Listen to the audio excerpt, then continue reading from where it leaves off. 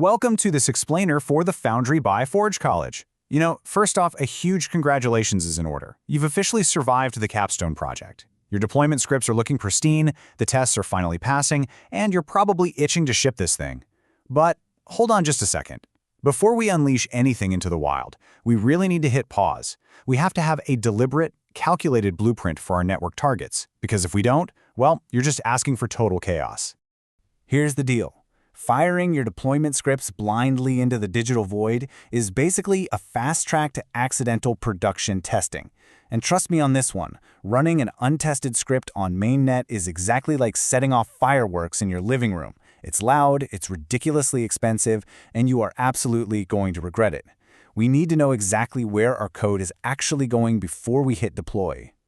So, to avoid those indoor fireworks, here is our blueprint for today. We'll be looking at 1. The foundation, 2. The 3 guarantees, 3. Probing the network, 4. The decision workflow, and finally, 5. The conclusion.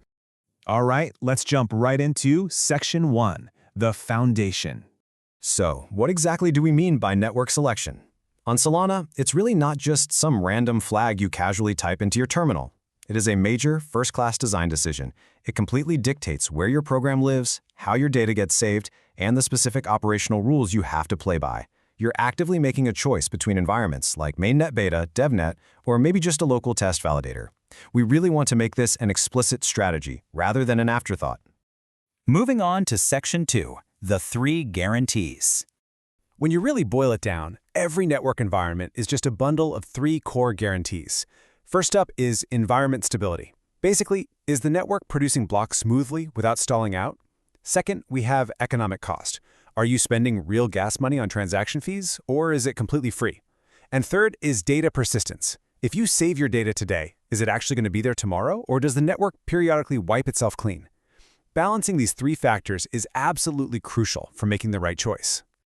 A good way to think about it is like this.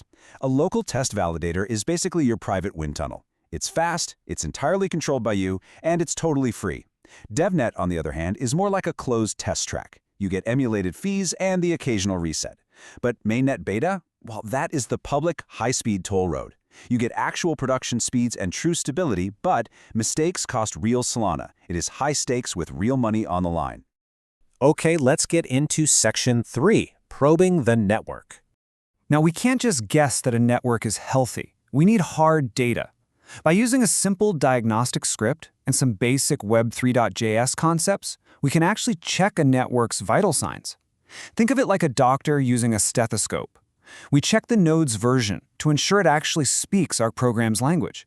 We check the slot progression, which is essentially the network's heartbeat, to detect if there's any lag.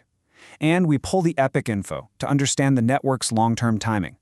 You should always be running these health checks before you plug into any network. And latency is a massive part of this decision. The local validator is lightning fast. It's absolutely perfect for when you're in the weeds writing code and you just need instant feedback. But what if you want to know exactly how your app is going to feel for a real live user? Well, that's when you switch over to mainnet. It's definitely going to have higher latency, but it represents reality. You're essentially trading developer speed for production truth. Which brings us to Section 4, the decision workflow.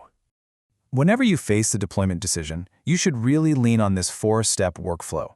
Step 1, define your goal and your failure modes. Are you just testing, or are you doing a public launch? Step 2, map the required guarantees. Do you need permanent data availability, or is temporary totally fine?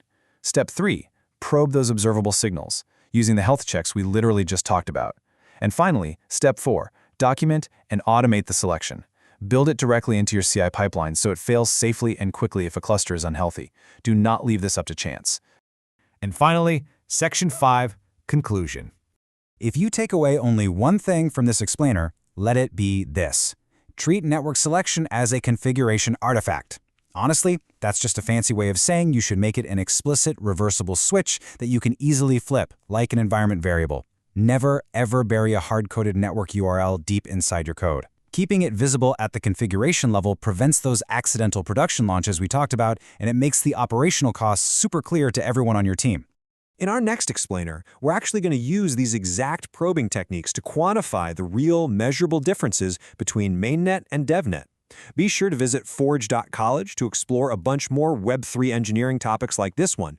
But before we go today, I want you to look at your own code and ask yourself, is your deployment safely configured, or is it a lit firework just waiting to go off in your living room? I'll see you in the next one.